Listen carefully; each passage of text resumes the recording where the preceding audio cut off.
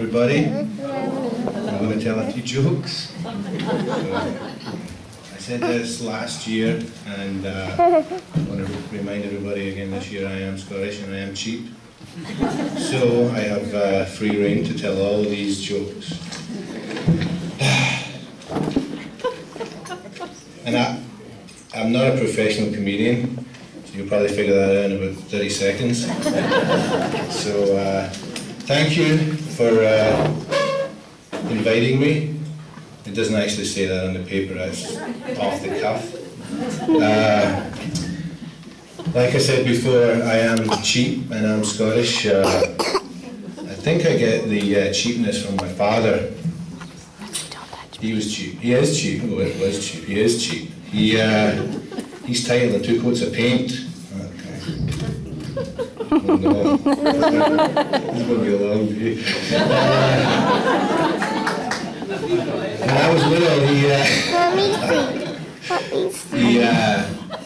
I remember him, he dropped 50 pence, and when he went to pick it up, it hit him in the back of the neck. He used to wake up at night he used to wake me up at night to see if he'd lost any sleep. He used to take my brother and I to the zoo to... Oh, sorry, you messed that one up already. We'll skip that one. Oh, he took us to the pet shop and told us it was the zoo. I remember him, he had a brainstorm one night and he bought 2 tickets to the lottery. And he won £100,000 in the lottery, which is that's a lot of money. So I can remember the day after I went up to him and I said, "How do you feel?" And he said, "Disappointed, very disappointed, no good at all." And I said, "Why?" He said, "Well, the other ticket didn't win a thing." So. I remember I came home one day from school and I was that proud of myself. I said, "Dad, I saved 10 pence. I ran home from school behind the bus the whole way, saved myself 10 pence." And he wasn't too happy. He was disappointed, in fact. He said, "You could have done better than that. You could have ran home behind a taxi and saved £5.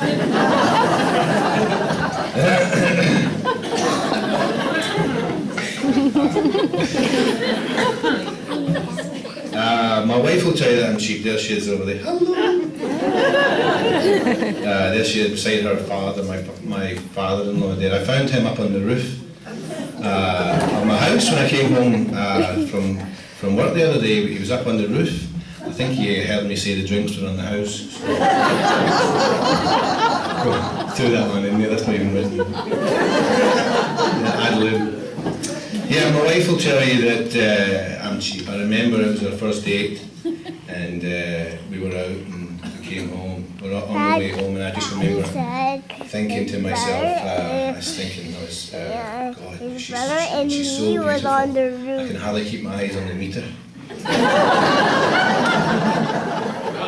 One of our first dates, we went down to the lake. I was off a shy, she was off a shy. We were down by the lake, we're sitting there, no one's saying anything. I remember we're looking out over the lake, and it seems like silence forever, and eventually she turned to me and she says, "A penny for your thoughts, darling." And I said, well, I was hoping maybe a wee kiss would be nice. So she bent over and reached over and gave me a wee kiss. I blushed, she blushed. Turned to look at the lake again. Eternity goes by and eventually she turns to me again and says, "A penny for your thoughts." I say, "A wee cuddle, that would be nice." So she blushed, I blushed, she reached over, a wee cuddle. Again, looking over the lake, one more time, she said, "A penny for your thoughts." I says, "Well, I'd like to touch your leg if that's okay with you." So she blushed, I blushed, everybody's blushing. She reaches, grabs my hand, puts it on her knee, and I blush again, more blushing's going on. Look over the lake again, one more time she turns around to me and she says, "A penny for your thoughts."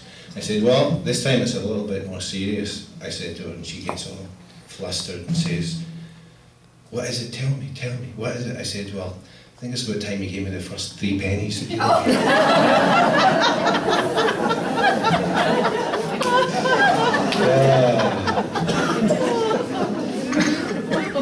have a friend, well, I had a friend back in Scotland. He was my neighbour. Hughie, his name was. I have to tell you about him. He was a character. He phoned up his work, or he phoned home from work one day. He says, Mary, what height am I?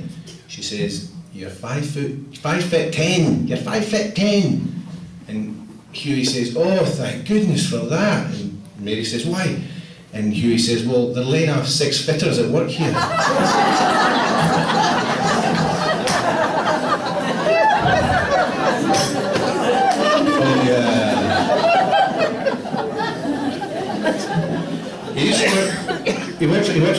He used to work for the city, worked with the sewer department. Not a really good job. Didn't like that job.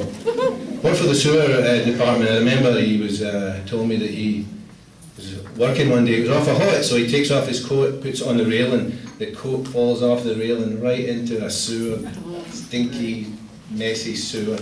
He rolls up his sleeve. He's about to jump in after it, and one of the co-workers says, Hughie, the coat, forget about it, it's ruined. He says, no, it's not that, my sandwiches are in the pocket.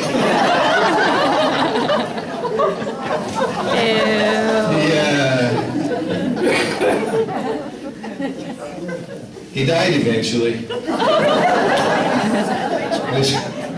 His wife Mary went to the newspaper. She wanted to tell everybody at the same time. She wanted to put an ad in the paper, so she went and she says, I'd like to place an obituary ad, please. And the man behind the desk says, okay, how much do you have? And Mary said, I've only got £5. And the man says, oh, you're not going to get much for that. You're not going to get much for that. Here, have a piece of paper, write down a few words, and I'll see what I can do. So she's thinking that she can't write much, so she takes a paper, she writes, Hughie, fae Glasgow, deed.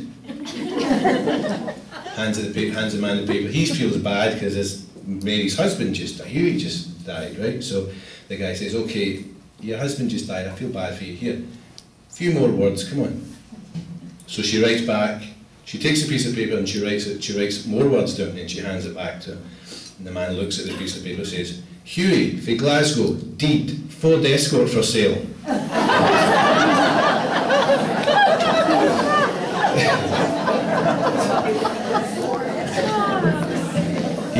Like a lot of Scotsmen, not me personally, but like a lot of our Scotsmen, he wasn't a big fan of the English. Now, I'm a big fan of the English, I really liked English, but he wasn't. I remember he was driving late one night, it was a dark road, and he's driving crazy, and the Englishman's driving crazy, and they're heading for a crash course, and eventually they hit on this twisty, dark, windy road. They hit, the cars are demolished. Thankfully, they're fine. So they get out of the car, their both hearts are racing, they get out of the car, they're both shaking like a leaf. So at this point, Hughie goes into the boot of his car and he fetches a 12-year-old bottle of whiskey. And he hands it to the Englishman, and the Englishman exclaims, may the Scots and the English live together forever in peace and harmony. And he's shaking that much, he takes the bottle, gulps half of it, shaking, shaking, shaking. Still flabbergasted, he hands over the bottle to Hughie, and Hughie just says, nah, I'll just wait for the police to get here, it's okay.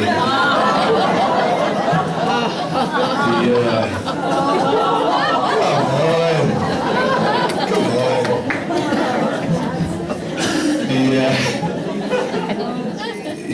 Another job he had a lot of jobs. He worked on a farm, and he was out in the field one day, and an American stopped and went up to him and says, excuse me, dude, can you possibly tell me the quickest way to London? I guess he was on his way for an interview. And Hughie said to him, are you driving or are you walking? And the American replied, I'm driving. And Hughie thought about it and said, yeah, that's probably the quickest way then, yeah.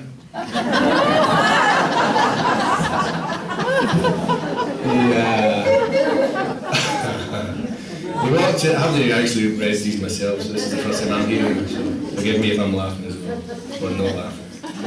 He finally he walked into a bar down in London, and he goes up to the barman and he says, and he orders 20 halves of whiskey, lines them all up on the bar, starts at one end, goes down one at a time, one after the other, right? One at a time. The barman says, Cockney barman says, "Oi, steady on, mate." He says, and Huey said to him, "Well, if you have what I have, you'd be drinking this fast as well, mate." And the barman says, "Why? What have you got?" And Huey says, "I've got about £1.50." Thank you very much.